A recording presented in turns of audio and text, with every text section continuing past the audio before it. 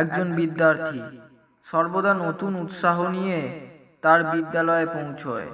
প্রতিদিন সে ভাবে যে আজ নতুন নতুন কিছু শিখতে পারবে, আর এই চিন্তা তার সুখ আর সাফল্যের কারণ হয়ে ওঠে। যখন আপনি আপনার ভবিষ্যতের চিন্তা করেন, তখন ভবিষ্যৎকে ভয় পেতে শুরু করেন।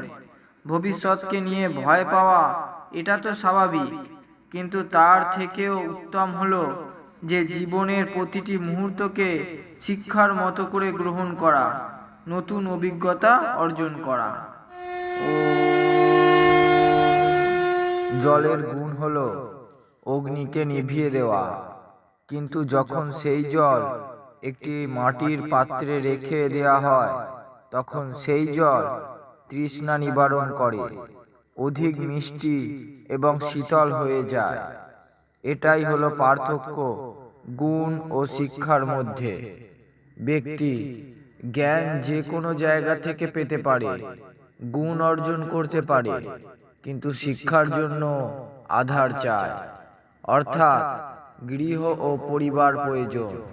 সেই জন্য সন্তানকে শিক্ষা দিন, তবেই সে সেই সমাজের জন্য, এই সংসারের জন্য উপযোগী হয়ে উঠবে।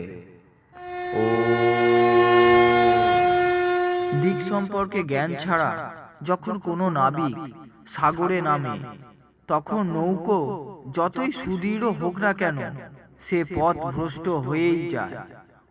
উত্তরাধিকারে পাওয়া গদি সেই নৌকার মতনই হয়। আর বুদ্ধি হলো দিক সম্পর্কে জ্ঞান। সুনিশ্চিত যাত্রার জন্য জ্ঞান থাকা অনিবার্য। সিংহাসন দায়িত্ব অবশ্যই দেয়, কিন্তু তাকে পালন করার সামর্থ্য, জ্ঞান, অভিজ্ঞতা আর কেবল শিক্ষা দ্বারাই সম্ভব। সেই জন্য মনে রাখবেন, আধিপত্য লাভ করা ভাগ্যের হাতে রয়েছে, কিন্তু তার মূল্য বুঝতে হলে বুদ্ধির প্রয়োজন।